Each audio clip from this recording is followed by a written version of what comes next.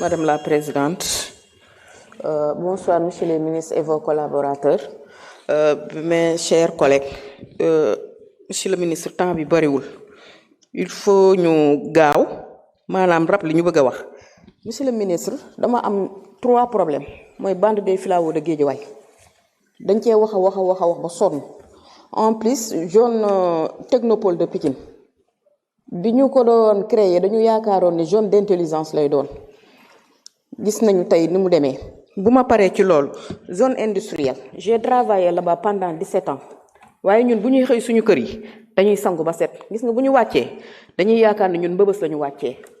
pour ne le premier jour ba ma fa liggéeyee ba ma wàccee ba ma duggee ci toilette yi di sangu dama doon bomb waat après nag bi ma ñëwee laaj sama collègue yi ñu ni fii la mel suñu demee hôpital suñu defalee consultation dañuy laaj ba xam ñun ay soudeur lañ parce que insalubrité bi nekk foofu. Taux de dégradation des sols bi da nga war nga jël ak sa équipe ngeen dem xool foofu nu mu demee te pourtant zone industrielle la ñu wax de Dakar jusqu'à Rufisque il y a beaucoup de sociétés qui sont là-bas recettes yi muy dugal foofu c'est des milliards te toute la jeunesse sénégalaise foofu la ñuy liggéeyee bu ñuy xëy bu ñuy wàcc terre bi ñu fa def doyu leen gis nga ci ginnaaw soo ñëwee ba avant nga yéeg pont HLM bi di wàcc foofu noonu amatul suuf da ngay yaakaar ni pëndëx suuf si dafa dem ba mokk rumbux te loolu yépp ay facteur de pollution la comme yow la ñu dénk environnement yaa ñuy garder suñu suuf seeg suñu ndox meeg yooyu yépp bu ñu waxee jeunesse et l'économie verte loolu yépp daf siy dugg man li ma lay ñaan mooy zone industrielle wàcc fa par surprise nga dugg ci société yi nga fa mën a visiter nga visiter ko doomu aadama yo fay liggéey ay nit lañu pour seen dignité humaine xam bu ñu waxee ne équité ak capacité humaine bi ñuy wax dafa ñàkk lool affaire bi dafa metti ku fa liggéeyewul xamoo ko mooy zone Yaraax ngir yàlla wàcc fa yow ak sa équipe visite nag par surprise bul wax benn société nag da ngay ñëw ndax booy ñëw dinañu defaraat da nga fay wàcc par surprise rek boo ko defalee doomu aadama ya fay xëy di fa liggéey ñoom nga koy defal wasalaam merci beaucoup. Merci beaucoup honorable Amidia. Honorable Insa Danfakha, vous avez la parole. Honorable Sokhna Maremba qui se prépare.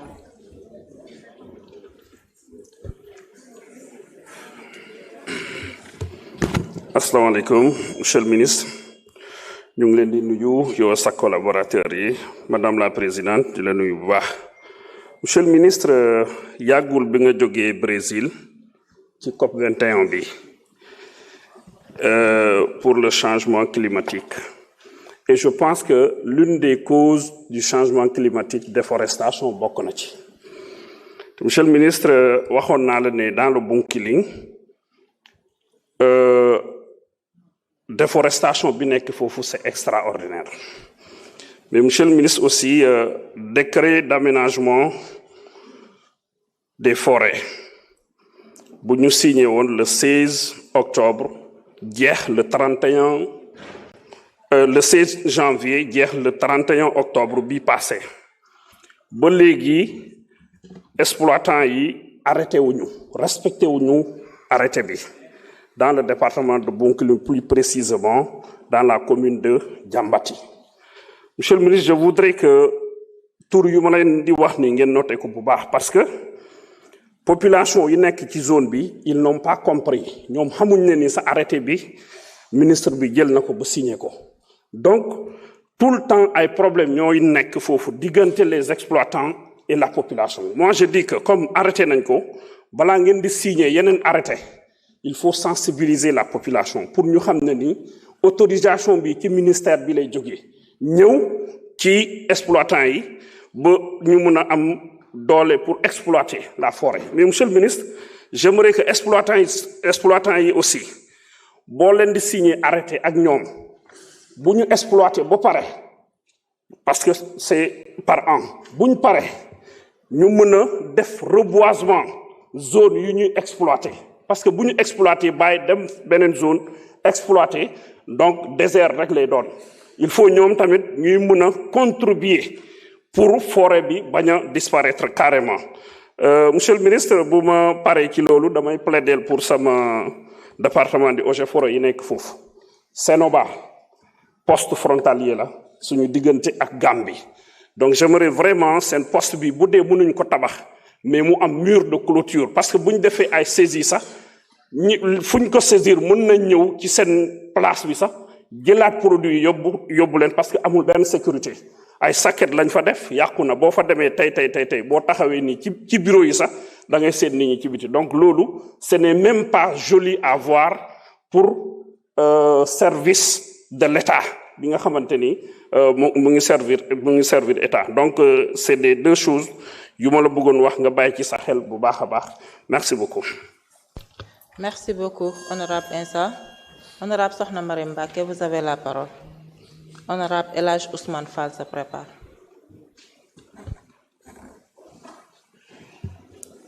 Bismillahi mina sheytaani rajim, bismillahi rahmani rahim.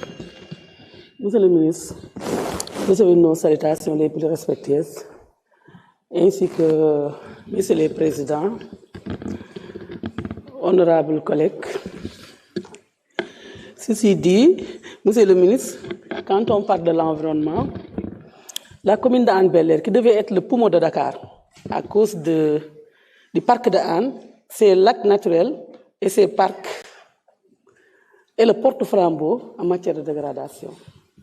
J'ai entendu tout à l'heure dans votre rapport concerne le projet de dépollution du baie de Hann. D'où est-ce que nous en sommes avec ce fameux projet de dépollution? Parce que figurez-vous, monsieur le ministre, que dans la commune de Hann Bel-Air, les lacs constituent un grand problème. Loin d'être un plus, ça constitue un grave problème de santé à cause des conduites de l'ONAS qu'on a branchées à l'intérieur, à cause des mécaniciens qui polluent les environnements, mais également les squatteurs qui vont y habiter directement sans punition. En plus de tout cela, il y a la route des hydrocarbures, super embouteillée et encombrée, avec une pollution sonore qu'on ne peut plus définir. Il y a également la bande d'Aus, qui est le réceptacle de tous les déguerpis de Dakar vont venir s'installer là-bas. On dirait que nos espaces ne sont plus des faveurs pour nous, mais c'est devenu des obstacles. Il y a les épaves des véhicules qu'on gare un peu partout, à tort et à travers. Il y a également les moustiques. Et en plus de tout cela, les habitants du bordure de mer contribuent à la pollution des ordures ménagères. Il y a aussi les usines, quelqu'un l'a dit tout à l'heure, qui déversent directement à la mer